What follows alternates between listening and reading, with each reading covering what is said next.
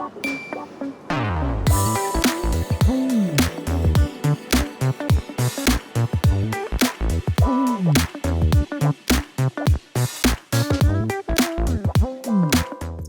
evening, everyone, and welcome again to Critica NYC, a show dedicated to the life, work, and politics of the Latinx community in New York City and beyond. My name is Raquel Batista, your host, and I am so glad that we are taking the time out today to discuss Puerto Rico. But before we enter into discussing the current situation with Puerto Rico and the congressional bills that have been presented, I wanted us to just take a moment to remember one of my mentors, the person who inspired the creation of Critica NYC, the late Angelo Falcón. Angelo Falcón passed away 4 years ago today, and he was a Puerto Rican political scientist who was committed to bringing the issues impacting the Puerto Rican and Latino community throughout the United States and Puerto Rico through data and policy analysis. He believed in the power of media and documenting the Latino experience. Critica NYC was named after a journal that he created called Critica, a journal of Puerto Rican politics and policy. So today I just wanted to take a moment to remember him and to dedicate this episode to him. The episode today is entitled Puerto Rico, Yes, No, Maybe So, which I'm sure is something that he would laugh at, but something that we really take very seriously as we consider the status of Puerto Rico and what it means for the people of Puerto Rico, both those who live on the island and those who reside in the United States. And as a Dominican, growing up in the Bronx during the 80s and the 90s, I grew up with many Puerto Rican friends, people who really taught me about the politics and the culture of Puerto Rico and the struggles that people in Puerto Rico have fought over centuries around the issue of status, of being colonized, of whether or not it should become a state, be independent, or remain in its current state, and all of the issues that derive from that. We've seen over the last 5 years in particular, so much has happened on the island of Puerto Rico, from the devastation of Hurricane Maria, the protests that occurred in 2019, the ousting of Governor Rosselló, and now, most recently, we've seen the Supreme Court give an order under Vallejo Madero on the issue of status and the ability of Puerto Ricans being able to get access to public benefits. And now the question again of the status and the proposals in Congress. So today we have two wonderful guests, two people that I admire, that inspire me, that I've had the opportunity to get to know and to work with throughout my life. One person that we have with us today is Leah Fiol-Matta. And Leah Fiol-Matta is a special counsel at Latino Justice. I actually met her in law school. We were in the same class together at CUNY Law School. And as serendipity would have it, her sister, her late sister, Lynn, was also my English teacher when I was at Manhattan College. And, that came full circle when we met in law school. But some things I do want to note about Leah and her family, because really you come from a family of legal scholars, people who have really contributed to the legal field in Puerto Rico and here, that your sister Eliana, right? You was the Chief Justice of the Supreme Court in Puerto Rico. And I know your brother is also an attorney, and you have a sister who teaches at NYU as well. I believe it's also literature and English, and she's a writer. So your family is just incredible, and just continue contributing to, you know, our lives, right, culturally and legally. So it really is incredible, and I'm so excited that you are now at Latino Justice. And also, I want to take an opportunity to introduce David Galarza Santa, who is here with us from Puerto Rico, which is so exciting to me, and he has a great tan to prove it. And David Galarza and I kind of go back. I think I met you through the work of at Latino Justice when I was working with Angelo Falcon. You're a community activist who has done a bunch of work from Sunset Park, Brooklyn, to Puerto Rico on issues of environmental justice, Promesa and the Junta, and numerous other things. And David, I just also want to say that I did kind of steal a few pictures from your Facebook so that people know the work that you've been doing. And both of you come from having done working in labor. Yay! So yes. It really is fantastic to have both of you here to talk about this current issue. Raquel, it's so nice to be with you. Thank you for also remembering my sister Lynn. I really appreciate that very much, who was your professor at Manhattan College. I just wanted to say, in honor of my parents had 8 children, and 5 of us are attorneys, and 3 are college professors, including my deceased sister Lynn. So I was a renegade for a while because I was a psychologist before becoming an attorney, but I don't know, I guess it's in the blood. And so I ended up going to law school after being a psychologist, and that's where I met you. So I was very blessed for that.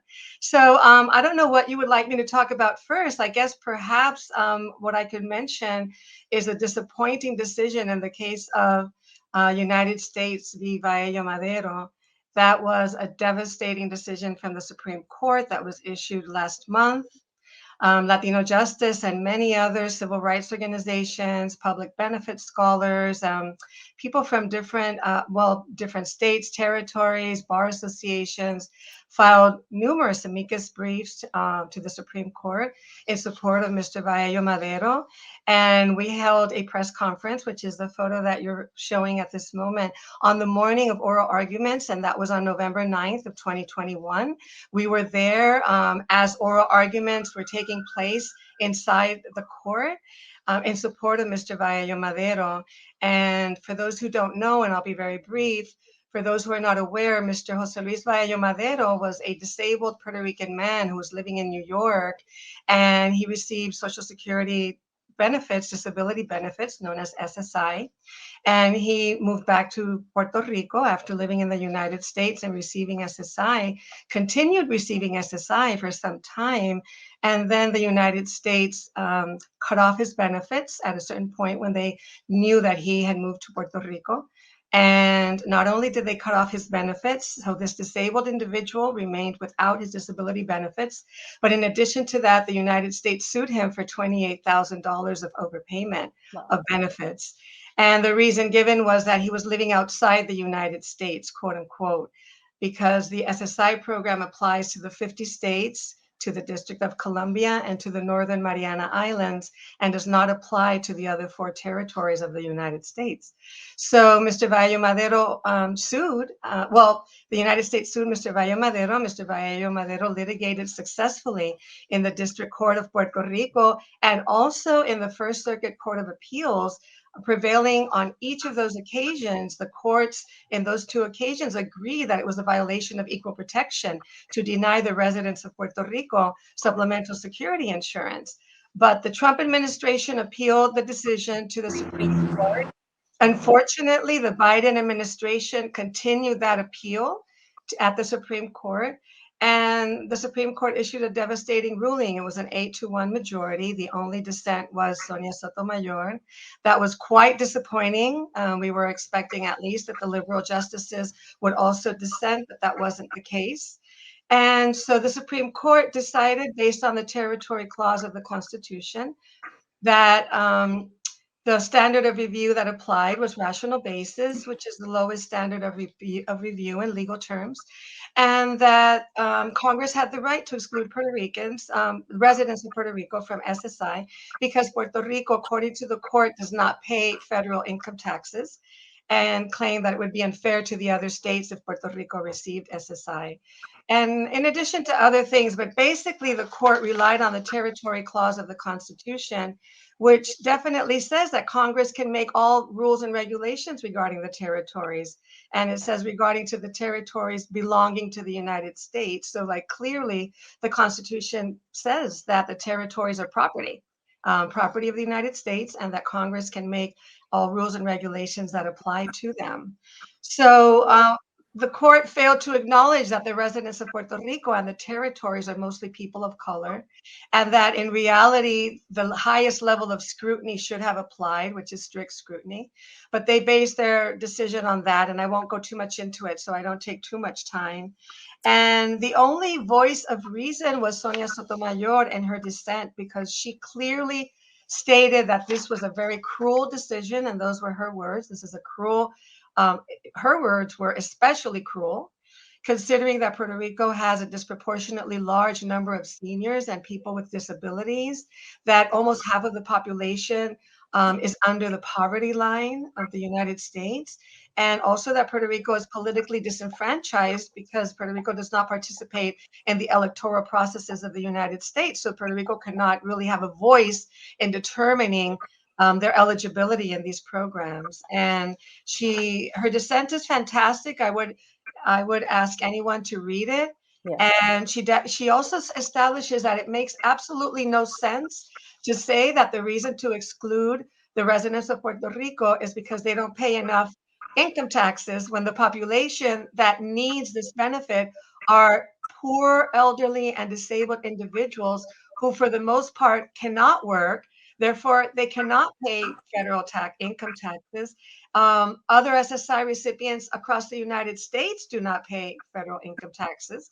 And so that is very flawed reasoning. That just doesn't pass muster. So we could talk more about it if you'd like, but we're very disappointed, and part of the campaign that we're involved in that we can talk about a little bit later regarding the insular cases, we bring up Valle Madero as an example of the reason why the insular cases must be overruled, but I'll be happy to explain that a little bit further down. So even though Valle Madero has been decided, that's with respect to Social Security disability insurance only, but it generally will also apply to other cases that were pending in lower courts having to do with other federal benefits.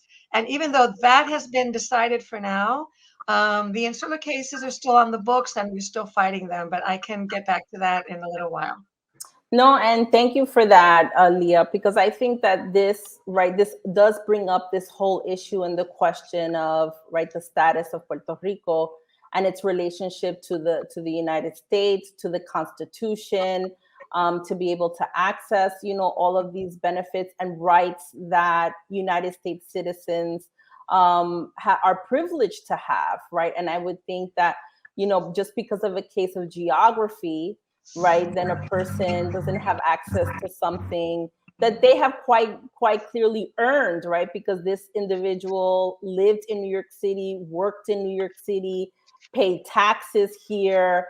So it is very unfortunate to have this situation. I know, like, for example, in the case of Dominicans, right, who are clearly, foreign nationals, a lot of people have to really always think about these issues of making sure they're here 181 days, and then over there for whatever amount of days to be able to continue to receive whatever benefits they're getting. And that, really causes a huge disruption, in people's lives. And it is unfortunate that the Supreme Court has, leaned this way. But of course, thank God that we have Justice Sonia Sotomayor, who in the past also served on the board of Latino Justice many years ago.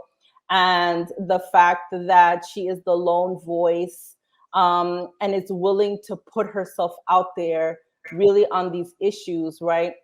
Not only Puerto Rico, but on issues of immigration, deportations, detention, a whole slew of issues that really impact poor communities of color. She has really, aligned herself with our communities and really making those legal arguments that the conservatives are really trying to chip away at when it comes to the issue of equal protection and the Equal Protection Clause and, its application, right? Because, all the reasons they give, that we've heard throughout other issues.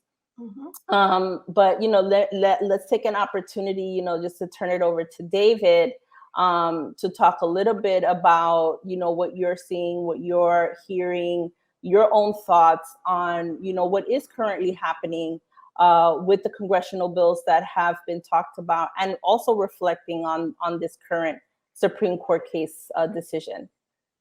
Sure. Well, thank you so much, Raquel, for inviting me, and it's a pleasure meeting you, Leah. And I'm touched that you would invite me to this show too on the what's the anniversary of Angelo's transition. Angelo played such a pivotal, such a seminal, such an important role in the Boricua and the Latino community in New York City for so many years. And even this most recent, redistricting, I felt like we were at a loss, for his wisdom and his voice, as these lines were redrawn and how areas like Nidias, for instance, were affected with the redistricting lines. But here in Puerto Rico, where I've been now for a few days, there seems to be a rally or some kind of protest or some kind of action about just about everything except status. It's not something that is really, in my opinion, or from what my observations are, something that most people on the island are really attuned to. And I think that probably goes back to the fact that it seems like, the definition of insanity. How many times have we been down this road before? How many plebiscites have been held? How many referendums have the people in Puerto Rico been subjected to, all with the same result? So to hear that there's another process underway right now, and that there was some kind of compromise to bring the stateholders together with the folks that wanted to have the three options on the ballot, and that this is a maybe kind of situation, because right now, with all the things that are happening in Washington and all the things that are happening in the world, more than likely Puerto Rico's case is not going to be heard or even subjected to a vote in the legislature or in the Senate. So, right now, people in Puerto Rico are really dealing with life and death issues, just basic survival issues. The other day, I went to the town of Aguadilla, where folks have been fighting the land grab, the vicious land grab and the destruction of environmental resources in a very important beach and a very important area on the west side, the west coast of Puerto Rico. This has been happening, and this is happening all over the island. And it's part of a vicious land grab that has brought a lot of what they call crypto colonizers, people that have been making money on crypto, and other sorts of millionaires and billionaires that have been coming to Puerto Rico in droves to take advantage of these local tax laws called Act 2022 and Act 60, and also other laws that have been passed in Washington that are called opportunity zones. That basically make Puerto Rico like ivory soap, 99.9% an opportunity zone, meaning that these billionaires and developers and these hedge funders can come down here and literally gobbling up properties left and right. If you see a map of what Puerto Rico looked like maybe 15, 20 years ago in terms of Airbnbs, and look at that picture now, you'll see these red tiny dots of Airbnbs all dotting just about the whole island, especially the metropolitan areas like San Juan and Santurce, Rincon, Humacao, Dorado. And it's having a real effect on the displacement of Puerto Ricans who can't afford to really live in Puerto Rico anymore in some of these communities. Why should a landlord or somebody rent an apartment to a family for $600-700 a month when they can get that in a weekend from a tourist? So those are the kinds of things that really people are dealing with on a day-to-day. And for the most part, these decisions like the Vallejo decision, and also what's going on right now with the status bill and the introduction of that bill and the compromise on that bill For the most part, it's not even much of a blip in the newscast in most of the stations. A lot of the pundits have been reflecting on it, but for the most part, everybody, actually right before this status bill compromise, was talking about the corruption, the widespread corruption in the ruling party, especially here in Puerto Rico, which is, it's interesting because the governor is a Democrat in name only, but he's also a statehood, while the resident commissioner from the same party is a statehood. It's a real interesting combination of folks that, allows them, I guess, to lobby legislatures on both sides of the aisle in Washington, D.C. But that was really the main thing. The governor, Pierluisi, has been embroiled in an election scandal for the past few weeks now, and this is a welcoming trend, distraction, I'm sure, on his part, because it allowed him to go to Washington D.C. and play up, one of his campaign promises to make Puerto Rico the 51st state. When we all know, by and large, it's a pipe dream. It's not going to happen. It's not going to happen this year. We don't know if it's going to happen next year. But for the most part, the people in Puerto Rico are really concerned about the nitty-gritty details of survival, the privatization that's going on, the widespread femicides and gender violence that's going on, the repeated environmental destruction of properties and resources, and the privatization of our beaches, what's going on with the privatization of the ferries that are going back and forth to Vieques. There's still no hospital in Vieques. People are still living on the blue tarps. These are the kinds of things that people are really focused on. I can't forget the big elephant, or the coqui, in the room, which is the ongoing austerity and issues related to the debt that have been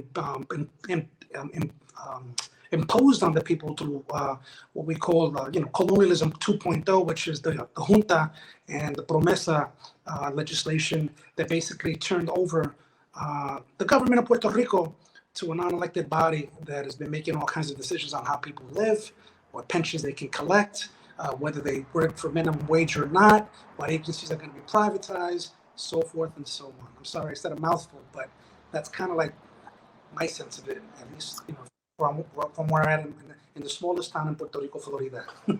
No, well, thank you for that, David, and for the context of what's happening. I was taking a look at a data sheet that the Center for Puerto Rican Studies at Hunter College put together that really shows, right, that the numbers of Puerto Ricans in Puerto Rico has been decreasing over the years. Even before Hurricane Maria, the numbers were going down, and that numbers have increased in the United States, particularly in New York and in Florida here in the United States. And just listening to you and to Leah on what's occurring, it seems like just the whole system is just squeezing people out, right? Because if I'm a person receiving SSI and I want to make sure that I'm getting, my benefit, I'm not going to now move back to Puerto Rico if the idea was I'm going to retire back to Puerto Rico and I bought my home in Puerto Rico, did everything there. Now it makes it so much harder to be able to return. Right. And then creating this situation where you have basically these vultures coming in, right, and taking up the real estate, creating these opportunity zones and all. So, I just want to, bring it back to Leah, right, because I was looking at the law review paper that you wrote for Columbia Human Rights Law Review on the insular cases. And one of the things that jumped out to me as I was reading it is this notion of status manipulation. And, I know that you talk about a lot of different things here. It would be great to just, hear a little bit more about what you wrote about in your paper, and how that relates to what's happening right now.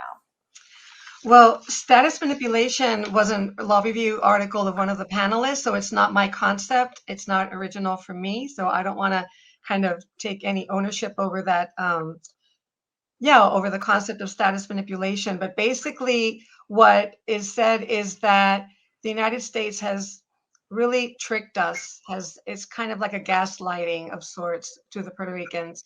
We're constantly waiting for our conditions to improve, because supposedly because we are in this relationship with the United States, that's what's supposed to be happening. But yet, just listening to my fellow panelists here, David, is just really disheartening, because it shows us that obviously the current status is not working. And I do want to comment a little bit, if you will allow me, Raquel, in terms of some of the things that were said.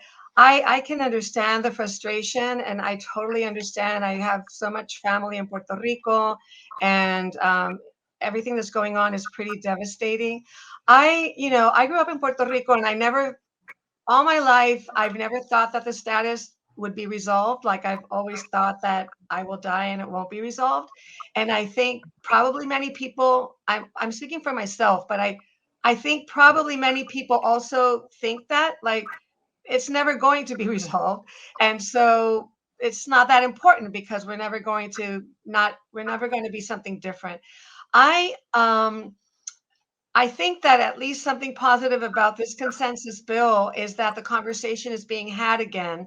But it's a little bit different, because all of the prior plebiscites, and there's been at least 7, I have the years here. All of the plebiscites that have existed previously have been non-binding, meaning that they don't really mean anything. So Congress doesn't have to follow them. It's something that Puerto Rico could vote on, but had no strength, really, had no weight. This particular consensus bill, which kind of brings together the various bills that have existed in the past, but primarily the 2 bills that were filed last year, which were the Puerto Rico Statehood and Mission Act and the Puerto Rico Self-Determination Act. So the proponents of those bills came together, also with the assistance of constitutional scholars, and then they drafted this consensus bill. I have no stake in it. I do want to say that my organization has not pronounced itself on this bill, but I do want to say the following. It appears that at least finally, one positive thing is that this bill recognizes that Puerto Rico is a colony of the United States, but it recognizes it clearly.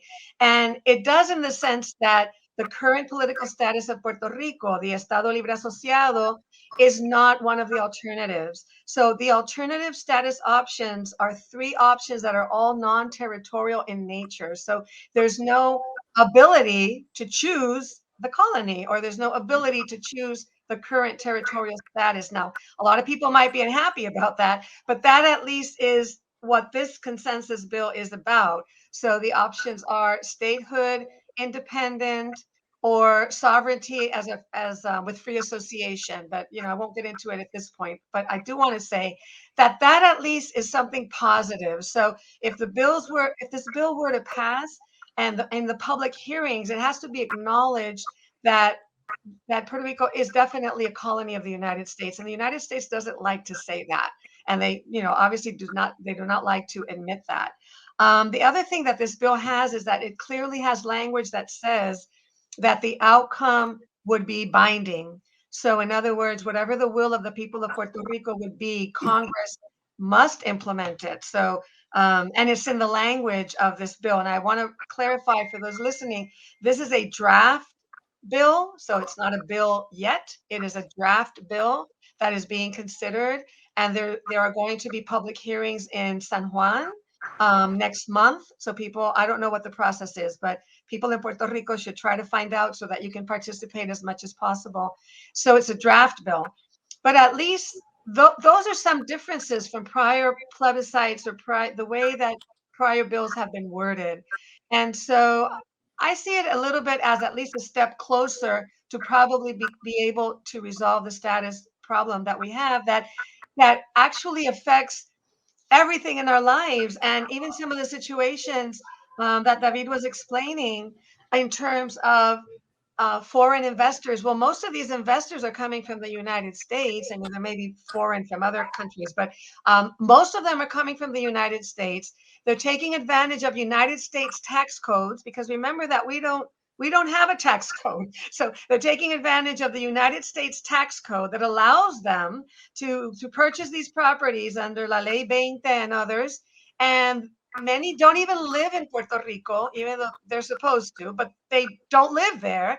And even the establishment of so many Airbnbs, et cetera. So that's only one example. But of course, we have the myriad of situations that David was explaining where Puerto Rico doesn't have control over so many aspects um, of our lives on the island that even I want to make clear, I'm not advocating for any status option, but any of the non-territorial options could probably resolve a lot of the situations that we're living with. So I'm hopeful that this will at least open the conversation, because I do understand perfectly that there are such pressing matters that the people in Puerto Rico have to pay attention to and are taking care of. I'm just hoping that there's a space where we could also work on our status. And I can say with confidence that Latino Justice, the organization that I represent, believes in self-determination and believes in the power of the people of Puerto Rico to make this decision so that this colonial relationship can end and Puerto Rico can become more powerful and have more ability to make their own decisions over these areas of life that are so affecting everybody.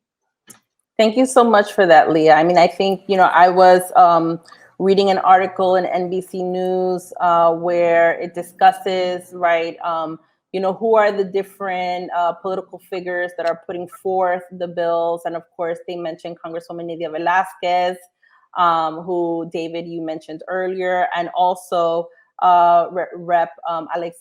Alexandra Ocasio-Cortez, AOC, who says that this is a miracle. I mean, but we have all experienced in many other different issue areas where we see a really great piece of legislation being presented and it doesn't move, it doesn't go anywhere, and it could take maybe another 20 or 30 or 40 years for it to actually come into being. And I think, right, especially in such a sensitive issue, right, with Puerto Rico being considered, right, a colony under the UN, it's recognized as a colony. David, please, what do you think about the potential of this? And I know you already said that you don't think it's going to happen. No. Listen, I agree with Leah. There should be a space to have these debates and conversations. I remember running into Representative Richie Torres, who I disagree with just about like 99% of the things that he does and says, and he agreed with me that this whole this process, at least right now as it's going, was an academic process, and we agreed on the fact that the one thing that we should be tackling and trying to overturn or abolish was Promesa and the junta. Believe it or not, that's the one and only time I think I've really had a conversation with him about that. But he was like, we don't even see this going anywhere. And it's interesting to see that he wasn't really. He signed down to the bill, the statehood bill, but didn't seem to have any prominence in those conversations. Unlike AOC, who was there, and Nydia and Grijalva and some others. I just wanted to say that. This issue has been debated by the international community year after year as well at the UN. At what's called the UN Decolonization Committee, and year after year that body comes out in favor and support of decolonizing Puerto Rico. Obviously, the U.S. and sometimes some other countries have voted against it. I think Obama at one point, maybe a few years back, didn't have a vote, I think, in terms of how to proceed with that. But it's never gone to the full body of the UN, so we've never had that opportunity to really address the ongoing colonization of not just of Puerto Rico, but of Guam and the Marshall Islands, the Virgin Islands, and so forth. Because we have to talk about the United States as an empire, which is really what it is. And it's not just about Puerto Rico's status, but also the status of millions of people in all those different islands. But what I do want to sort of like diverge on is something that, I'm an independentista. I want Puerto Rico to be a sovereign nation. I believe that we have the wherewithal and intelligence and infrastructure and the body politic. Removed from the politicians that are there now, but we have some really good people that can really do a good job, I feel, in terms of running this country and running institutions here. But that said, I place my full confidence in the young people in Puerto Rico that I've gotten to know and work with these past few years, especially following Maria, that are showing us a different worldview in terms of how they approach independence. And that's by going back to the land and showing people how we can become independent by growing our own fruits and vegetables. And people and the folks like the folks at La Casa Pueblo and Adjuntas PR that are showing that we can become energy independent, which is something that we drastically, desperately need, especially following the hurricanes and also the man-made disasters following that in terms of the privatization of the energy grid and so forth.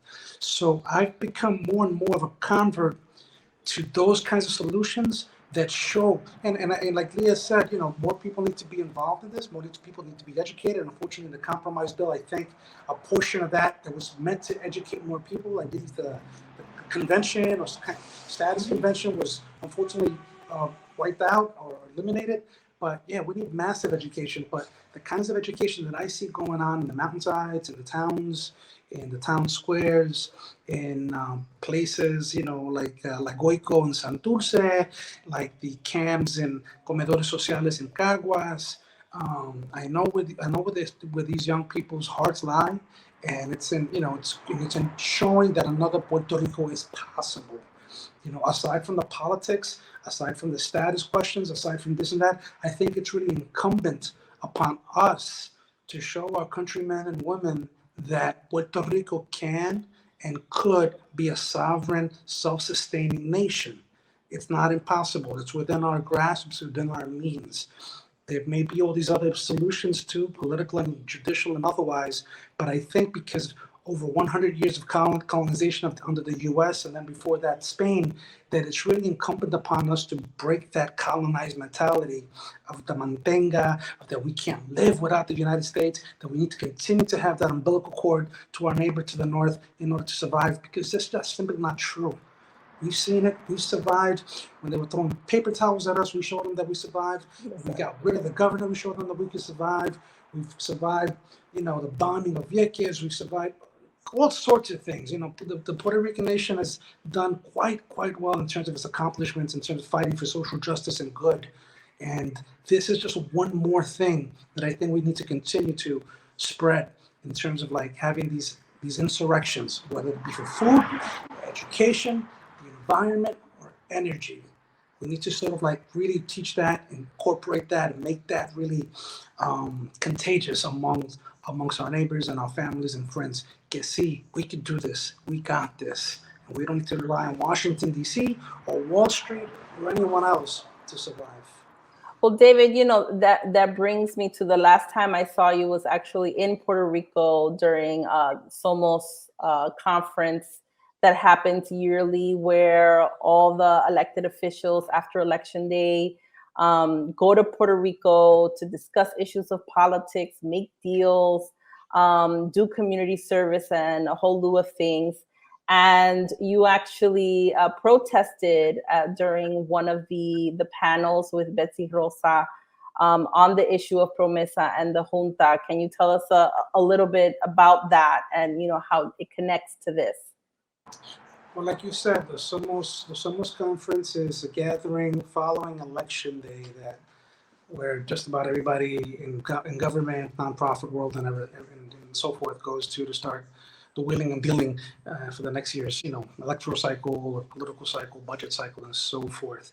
And the unions go out there, and I was there as a union person. I usually participate on labor breakfast that we have there, and then we got wind of that, there was going to be a member of the junta, Betty Rosa, who's actually the highest ranking education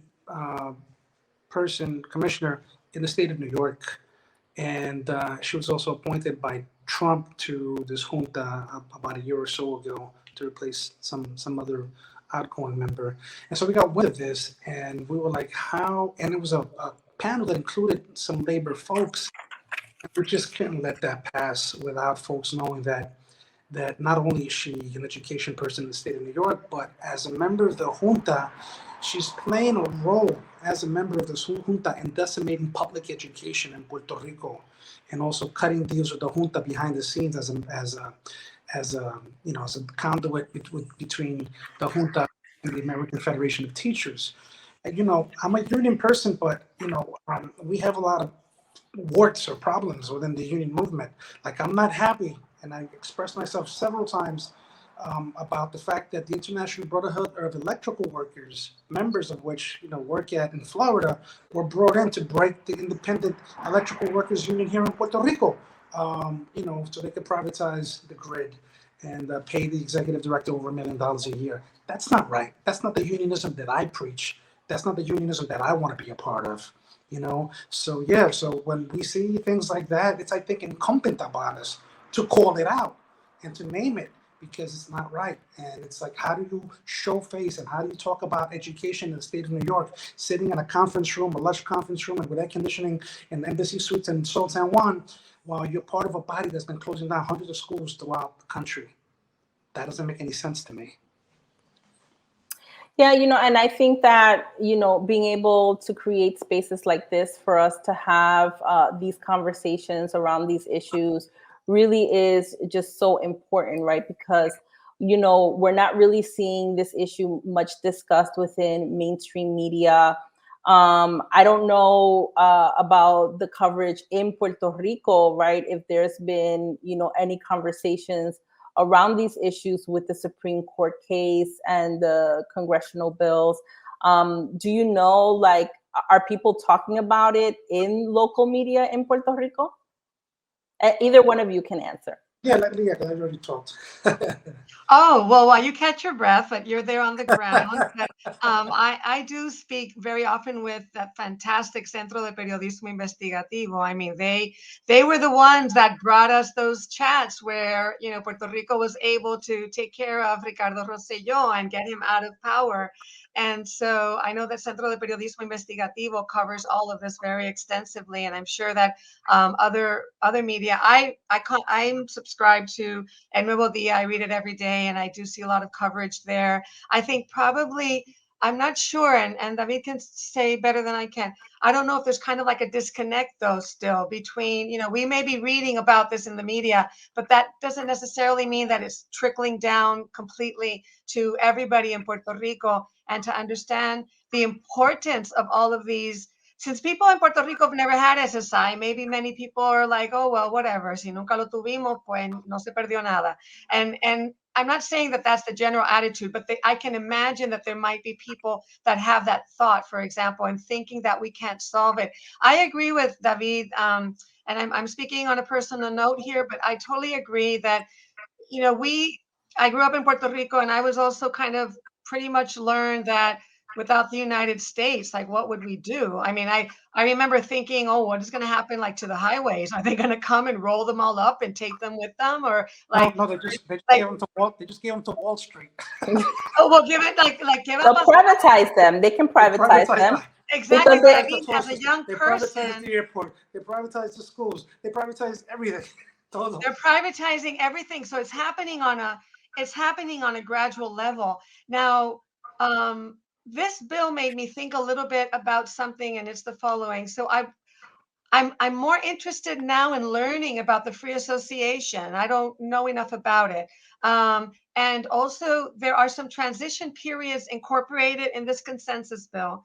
Granted, I don't think this is going to pass both chambers of commerce, Congress. Let me just put it out there. I mean, Puerto Rico has not been a priority for the United States pretty much for any time. So I don't see why it would be a priority now. But trying to be positive, I would just say that if this were to pass, the bill does describe transition periods, and there are lengthy periods of time. For example, in terms of economic transition, there's a 20-year period of time of economic transition in the model of the sovereign free association. With respect to Puerto Rican independence, there is a 25-year period of time where people will maintain the ability to travel between the United States and Puerto Rico without the need for a visa, etc. I'm just saying that there are elements here that would be really good for us to think about and to look at least in my view. It helps me feel more hopeful in the sense that there can be transition periods and planning for an independent Puerto Rico or for a nation of Puerto Rico, and not necessarily what I grew up learning, which was like, we don't have what it takes to be able to be a nation and to be able to be self-governing.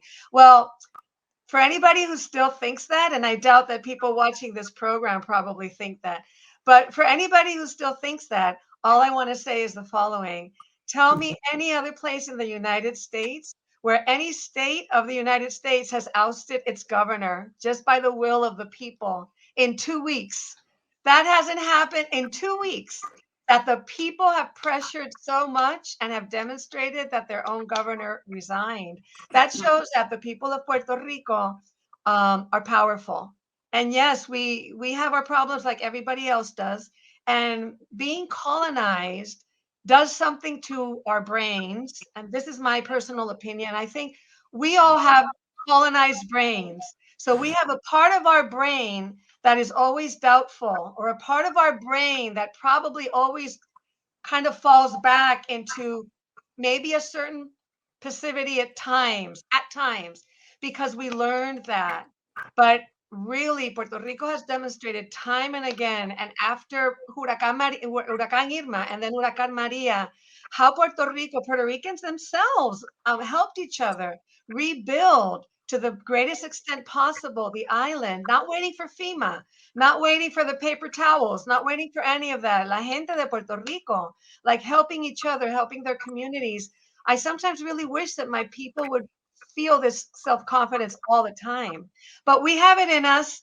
And I think that, it is a possibility, but the challenge now, I guess, is how to convey that, how to become more united and not let political partisanship, which has always divided us so much, how can we not let that really keep us apart and more kind of like allow us to kind of come together? Sure. So, Leah, thank you so much, for those words. I think, from my perspective, right, as a daughter of Dominicans, watching what happens in a place like the Dominican Republic, right? Puerto Rico is very much, right, still of Latin America, of the Caribbean, right, experiencing all of those things, right, that we experience in basically like almost third world countries. And this issue of having, public utilities and schools and highways and parks and beaches privatized, right, is something, right, that the Dominican Republic very much experiences, and is an issue that, then keeps certain people out and only lets certain people in. And, absolutely creates an issue of access, right? Who gets access to all of these services. And, one of the issues that actually, I'm going to divert just a little bit, but our executive producer, Zenaida Mendez, brought up to me today, is that there's conversations in the Dominican Republic around privatizing the consulates. And there is a great concern around this issue of what would it mean to privatize a consulate when it comes to issues of sensitive data, elections, being able to access, birth certificates, passports, all of this very sensitive information. And what would it mean, for Dominicans that live in el exterior, right? What would this mean to privatize?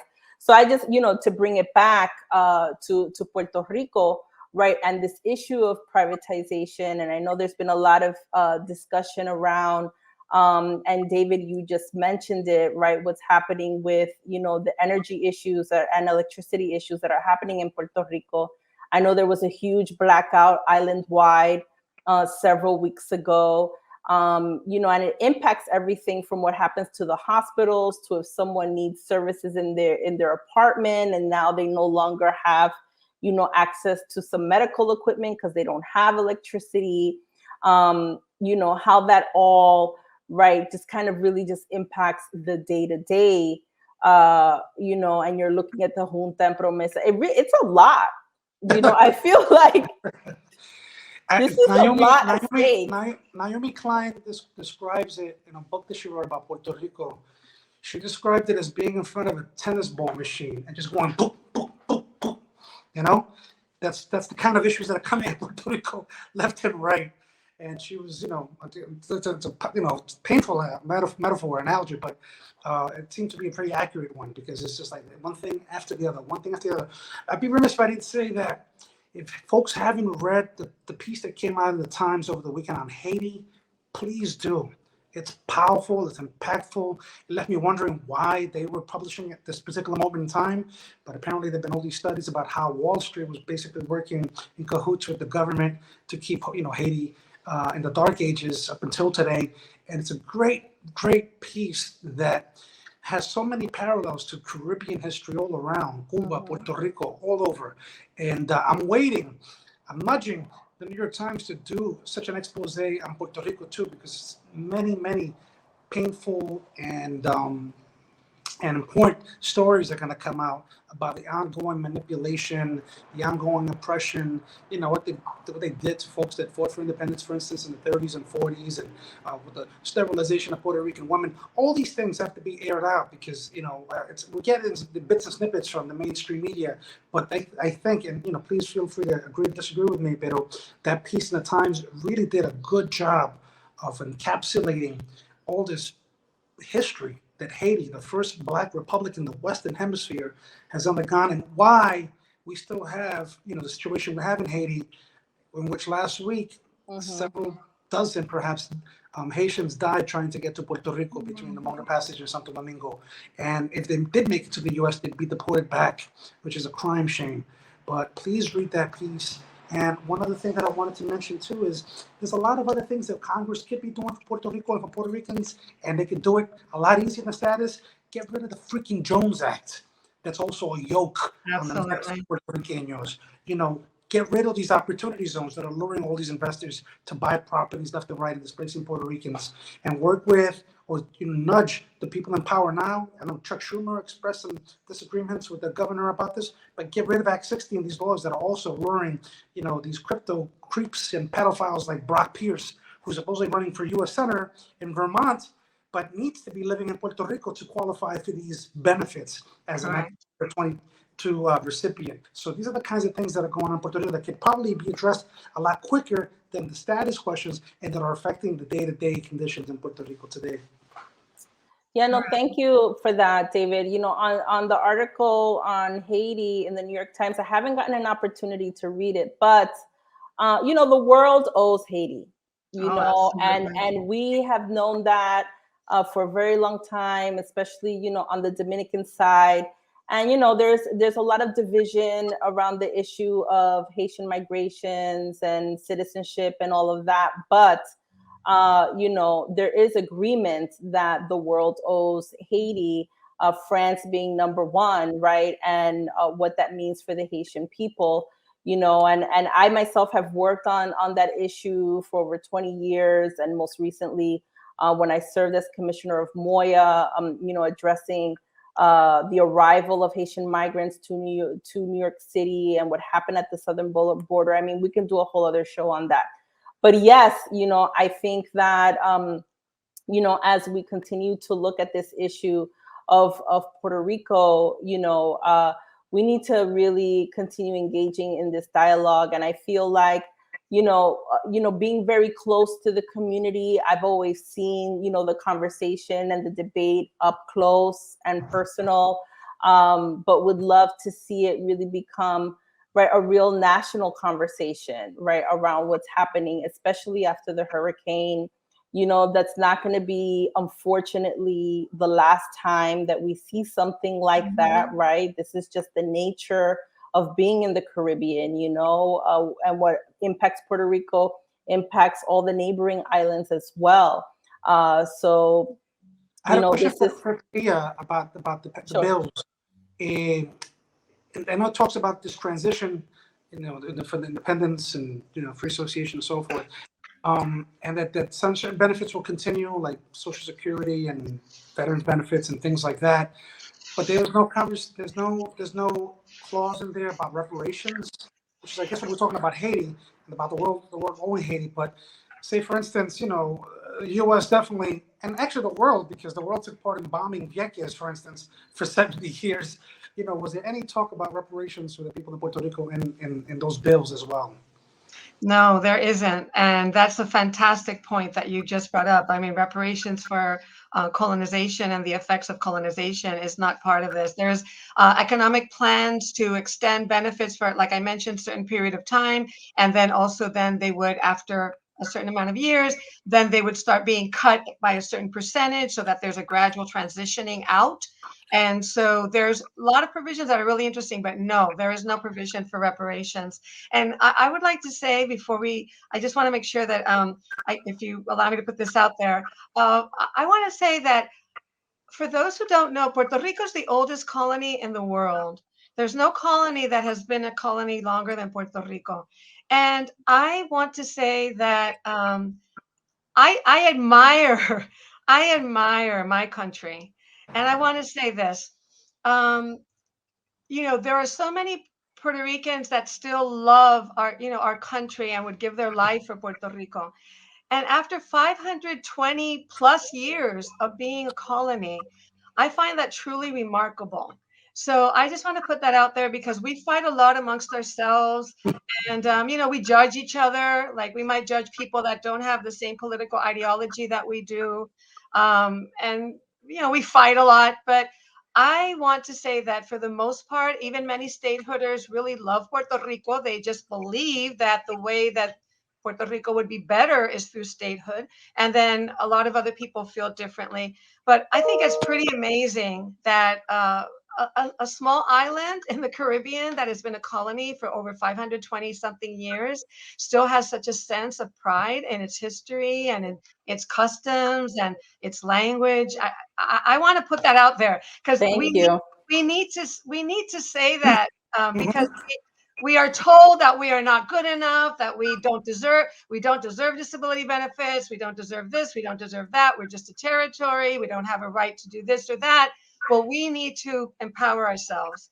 Thank you, Leah. Thank you so much. We export so much talent. I mean, from the cultural part to the sports to sciences. And I agree. We have so much to offer. It saddens me beyond belief that so much of our young people, so much of that talent is leaving Puerto Rico for lack of opportunities here on the island.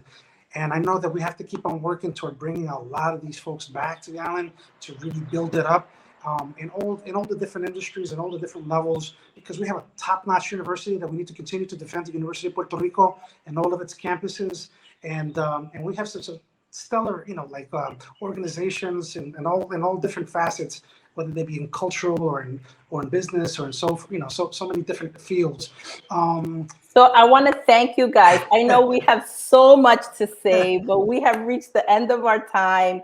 I want to thank you, Leah. I want to thank you, David, so much for joining us today and engaging in this really great and wonderful conversation about Puerto Rico. Thank you so much to the Manhattan Neighborhood Network and our executive producer, Zenaida Mendez, our studio manager, Freddie Pinto, Carla Robles, and the whole MNN team for all of the work that you do in putting this show together. Stay tuned. Hopefully we'll get to discuss this again in the near future. Thank you so much, David and Leah, again. Thank you very much. Come visit us this summer. Spend your money locally.